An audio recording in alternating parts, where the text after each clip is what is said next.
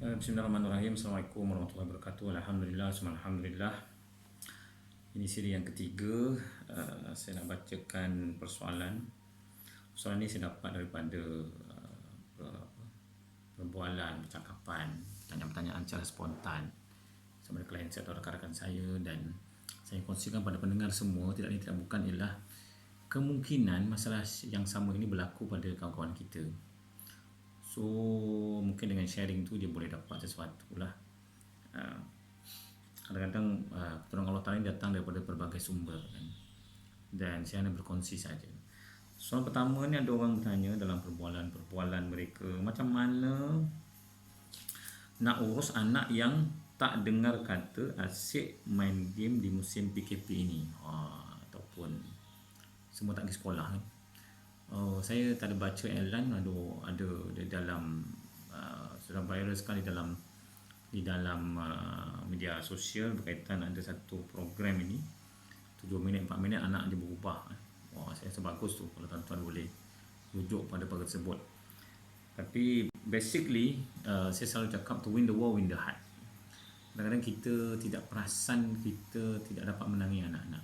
Kalau tuan-tuan ingat dalam page saya Ustaz Razak, saya ada kongsikan 21 tips nak menaikkan self-esteem anak-anak serta mengawal minda mereka. Ada 21 tips saya berikan. Cuma dalam konteks ini saya ingin jawab senang, to win the war, win the heart. Kena menangi hati. So kita kena tahu apakah yang disukai oleh anak-anak ini, apakah yang menjadi keterujaan mereka.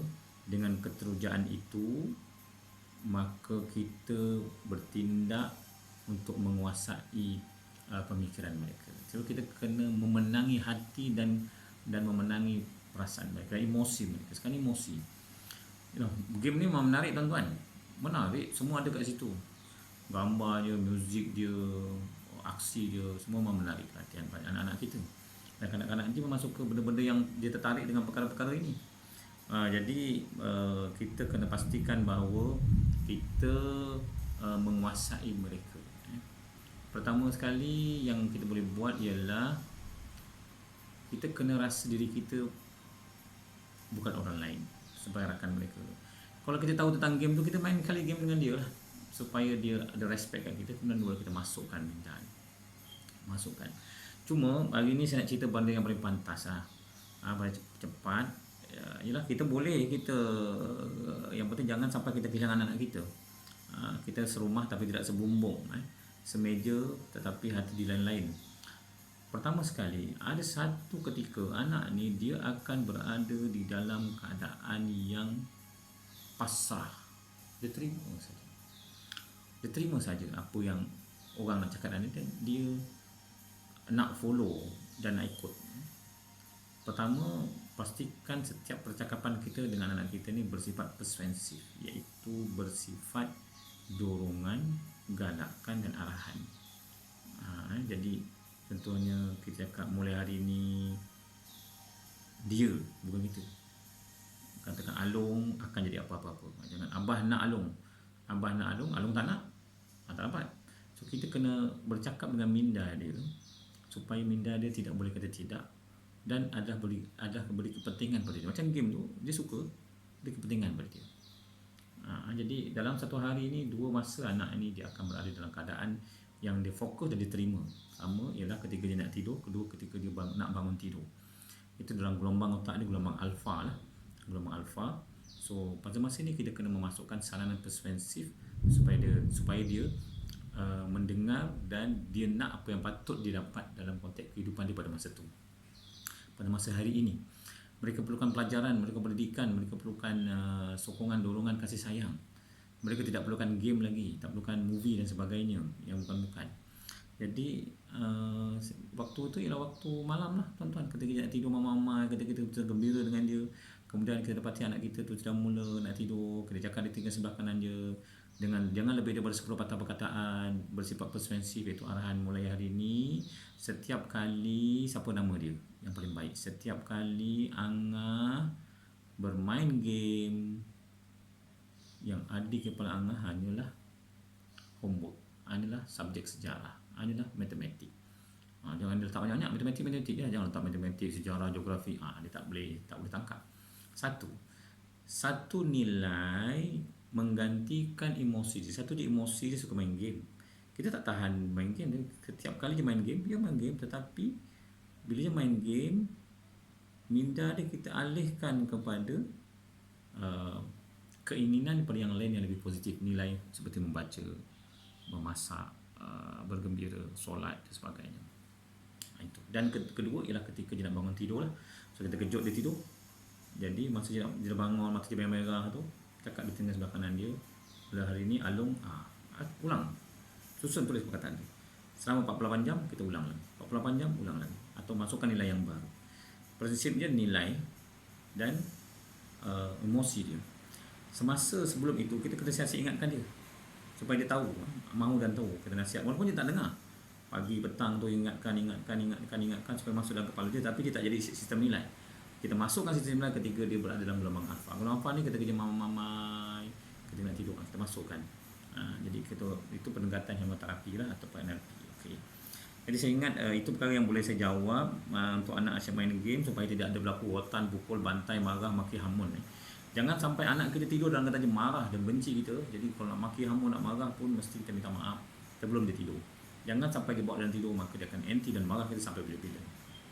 Okey, itu satu. Yang kedua, mungkin tuan-tuan boleh tanya soalan ni, komen bawah tu, dan kemudian kita boleh saya boleh jawab lagi lah. Macam mana nak tenangkan hati bila nanti takut, dia takut mati dan tidak tinggalkan, dia takut tinggalkan keluarga yang meminta-minta dan tidak terjamin. Ya, betul, dalam konteks hari ni kan, bila PKP ni semua pendapatan tak ada, kemudian terfikir, macam mana kalau aku mati ni anak-anak aku. Rupanya inilah simpanan kita sebenarnya. Rupanya inilah realiti kalau kita tak ada pendapatan. Sebab itu ini berbentuk teknikal. Saya yakin saya bukan seorang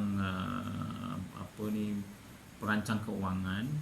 Anda boleh tanya ejen takaful, pelaburan dan sebagainya, mereka lebih tahu tentang merancang keuangan. Tetapi yang paling basic sekali tuan-tuan, pastikan anda merancang keuangan anda. Merancang keuangan anda mesti ada simpanan. Daripada pendapatan anda itu 70% boleh digunakan, 20% untuk simpanan dan 10% untuk sedekah. Atau yang penting adalah pertama sekali mindset. Betulkan mindset kita. Yang menyebabkan kita risau dan bimbang ni, mungkin banyak kes kematian, risau dan bimbang ni kerana mindset kita. Kita takut. Apa yang kita takut dia akan mendekati kita. So kita kena berani menghadapi cabaran masa depan. Kita kena confident bahawa kita boleh merancang keuangan kita dengan baik. Kita susun keuangan kita bersifat teknikal. Kita kena sabar, tuan-tuan, kena sabar, it's emotional, kita kena sabar. Kita kena beli apa yang kita perlu, jangan beli apa yang kita nak. Kemudian kita kawal perbelanjaan kita, sorok duit kita, simpan duit kita di takaful ke, mana-mana takaful yang ada, di pelaburan mana-mana pelaburan yang sepatut syariah. Dan kita buat daripada awal, pastikan hutang-hutang kita ada ditakafulkan, duit rumah, duit kereta ditakafulkan. InsyaAllah ta'ala ikhtiar manusia yang kita buat itu Allah akan buahkan hasil, di mana kalau ada berlaku kematian pada kita, maka anak-anak kita akan terjamin. Cuma dalam konteks pada hari ini, kalau kita ada kekuatan, kadang-kadang anak nak belajar pun tinggi, susah sekarang. Ada 4 perkara yang kalau boleh tuan-tuan, anak-anak kita ada ilmu ini. Kalau kita meninggal, insya-Allah ta'ala, kalau kita tinggalkan duit pun dia tahu macam mana nak uruskan keluarga. Pertama ialah multi language. Pastikan anak kita mempunyai tahu lebih daripada satu bahasa. Yang kedua, anak kita tahu multi skill. Dia boleh masak, boleh basuh, buat kek, buat kuih, boleh berkebun, boleh basuh kereta sendiri, tukar minyak hitam, tukar lampu supaya tak bergantung dengan orang. Dan ini akan membantu kehidupan dia kalau ada berlaku-berlaku terdesak. Multi skill. Kemudian ilmu agama sudah pastinya. Ilmu agama ni pasti sembahyang, puasa, halal haram kena tahu. Dan yang terakhir adalah ilmu penaklukan. Matematik dalam konteks ini ialah matematik lah tentu. Maknanya dia boleh berfikir, sebab kita berada dalam zaman yang mana sekarang zaman orang laju dengan IT dan sebagainya, dan kita nak orang yang berfikir. Takut nanti dia tertipu atau dia membuat keputusan-keputusan yang salah. So kena latih supaya dia berfikir. So kalau kita tak ada duit ke, hidup susah, pastikan 4 perkara ni anak kita ada, atau kita tinggalkan anak kita dengan multi language, multi skill, kemudian dia tak ilmu agama so pastinya lah, dan yang keempat ialah ilmu penaklukan. Dia boleh fikir, belajar berfikir, insya-Allah taala dia akan bertambah baik. Allahualam. Saya tidak berasat dengan lebih panjang lagi. Hujan nampak gaya sekarang tengah turun lebat, so saya perlu balik ke rumah. Saya harap saya boleh menjawab soalan ini dan kita dapat perkara yang baik insya-Allah taala. Assalamualaikum warahmatullahi wabarakatuh.